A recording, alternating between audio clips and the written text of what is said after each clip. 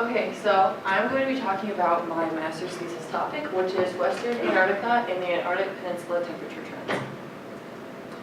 So looking very broadly at what is known to geographers about this region, the big one is that climate change is real. This is something that is definitely agreed upon with all climatologists and physical geographers, that our world is changing and it is caused by humans, and we're seeing these impacts very strongly in certain regions of the world. The polar areas are being affected the most. This is the region, not only Antarctica, but also the Arctic Circle. We're definitely seeing very strong warming trends, even though the entire globe is warming. These trends are almost doubled in the polar regions. So these warming polar regions can have large global implications. Anytime you have something changing in one part of the world due to how the world is connected in terms of weather and climate, it's going to have large impacts in other places of the world. There's a lot of broad gaps in our understanding when it comes to the polar regions. First of all, how much of this is due to natural variability? This is definitely an argument that a lot of people have if they don't agree with climate change, is that we've seen these temperatures at some point in the Earth's history. A lot of the argument in favor of climate change is that we have not seen the magnitude of the change. But again, there's a lot of research being done right now actually that is determining how much of this, of the warming trends that we're seeing is just part of the natural cycle.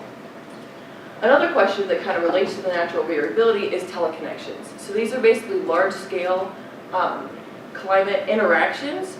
So you have the El Nino Southern Oscillation, which is warming trends in the Pacific Ocean, and then you have, you also have the Southern Annular Mode, which is just in the Antarctic Circle. And so these kind of fluctuate and they can impact the pressure and the temperature in all parts of the globe, especially in the Antarctic Circle. And so how these fluctuate can kind of change the temperature, and that goes back to the natural variability, that if they're at a certain phase, the temperatures are going to warm, and if they're at the opposite phase, temperatures are going to cool. A third question is that why did we have this recent pause in warming, which this connects also to the teleconnections. So for about 10 years, the past 10 years, we've really seen kind of a stabilization in the warming trends that we've been seeing for the past 50 years or so in the polar regions. And a lot of people who don't agree with climate change kind of looked at that as that, oh, it wasn't human force, it was just the natural variability, and so now we're kind of leveling off, and we might even see some cooling. But a lot of the research being done right now is showing that it was just teleconnections kind of matching up with each other, and they were kind of canceling out the warming that we had been seeing. But as these teleconnections fluctuate, we're going to go back to seeing the warming that we had been seeing previously. There's also warming occurring more rapidly at some stations compared to others.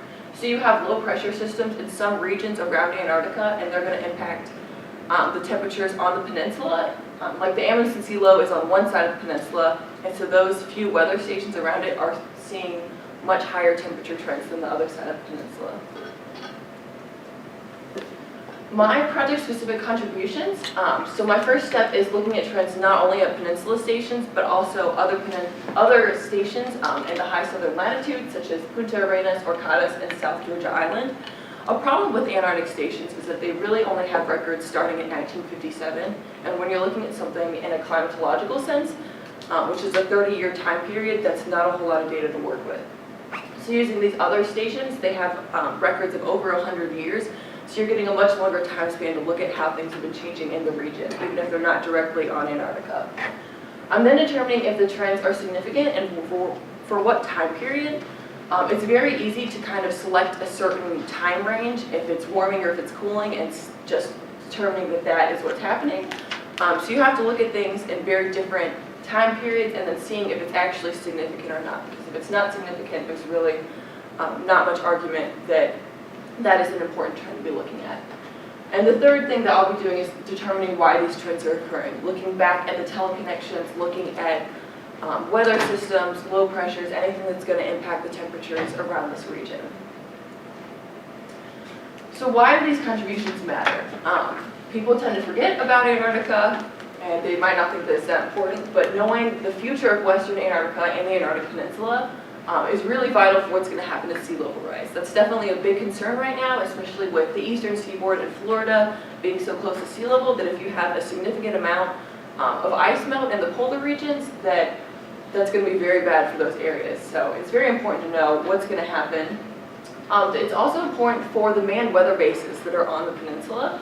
So if you were to have an ice sheet collapse, which has actually been happening at some points, you might lose the location of the weather stations, and then that's going to impact the temperature records that they have, which is really bad for a climatology sense. You don't want anything changing the temperature records. It also impacts the wildlife, as you can see from the penguins on the background picture. So the wildlife, if they're losing all this ice, they're not going to have a place to go, and it's going to greatly impact the penguins, the seals, anything else there. And then this also ties back to worldwide impacts. So again, everything is so interconnected that if you have a really drastic change in one place, it's going to really impact everything else that's happening. So if you lose wildlife habitats here, it can impact things on a global scale. If you have a lot of ice melt, it's going to impact ocean temperatures, which could impact ocean currents. And those are so broad in a global scale that could definitely impact weather overall. That's all I have. Are there any questions?